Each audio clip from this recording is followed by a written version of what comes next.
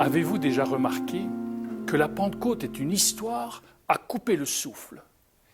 Elle est tellement extraordinaire que je manque de souffle pour vous la conter, au risque même de m'essouffler, sans pour autant craindre de rendre le souffle. La vie vaut tellement la peine d'être vécue. Reprenant alors mon souffle, je me dis que c'est époustouflant, ce qui est arrivé il y a 2000 ans. Il est d'ailleurs étonnant de constater que cette fête de la Pentecôte n'a plus la cote parmi de nombreux chrétiens aujourd'hui. Ce qui en fait sa spécificité dans notre pays, c'est la réponse que je reçus un jour dans un auditoire. Je demandais aux étudiants quand était la Pentecôte, et l'un d'entre eux me répondit un lundi, parce qu'il y a le lundi de Pentecôte. Cette réponse a de quoi nous attrister en tant que croyantes et croyants, car la Pentecôte est une des fêtes les plus importantes de notre foi. Sans elle, nous ne serions pas là où nous en sommes aujourd'hui.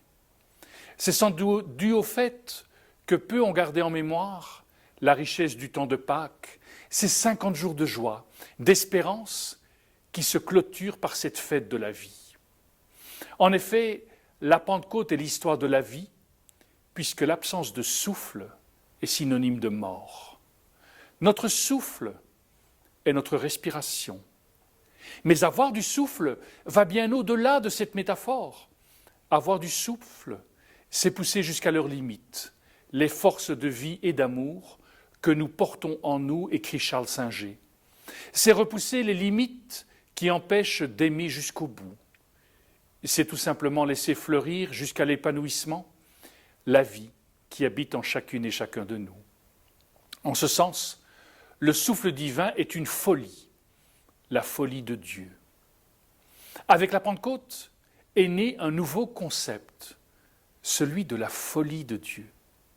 Un peu comme si Dieu attendait de nous de devenir des êtres fous alliés, mais alliés d'amour. Et cela passe par la folie du souffle de l'Esprit, cet esprit d'amour.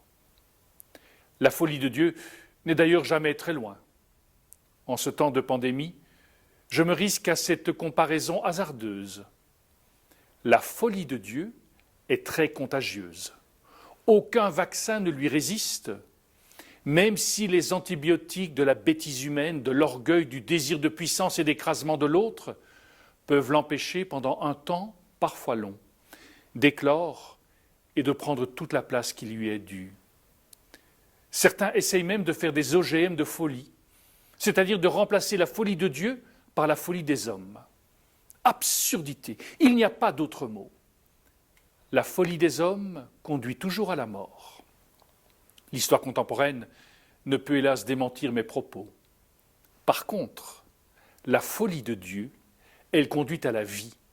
Elle conduit au bonheur en soi, mais toujours avec les autres, par le tout autre. La folie de Dieu est le rêve d'un monde à réaliser, un monde d'amour et de paix, en fait, un monde qui commence avec et par nous. L'Esprit de Dieu est le nom le plus secret et le plus clair pour dire ce qu'est la vie divine au-dedans de ma vie humaine. Esprit de Dieu, tu es le souffle qui ne me fait jamais défaut. Ce souffle si nécessaire à la pensée et au rire, ce souffle qui impose le silence à cette voix noire des sagesses et des raisons lorsque ces dernières sont détournées de leur finalité pour le bien de quelques-uns. Ce souffle qui se dévoile comme un brin de folie.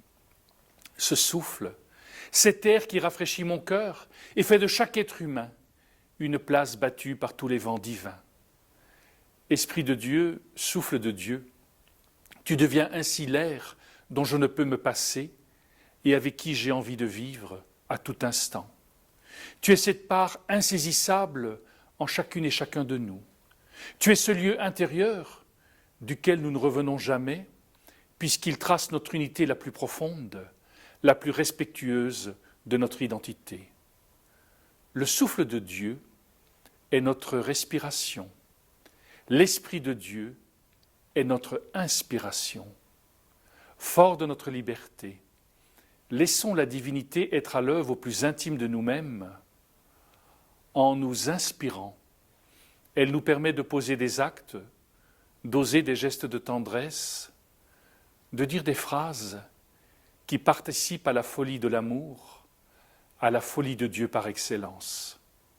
En fait, Dieu attend de chacune et chacun de nous d'être des êtres doués.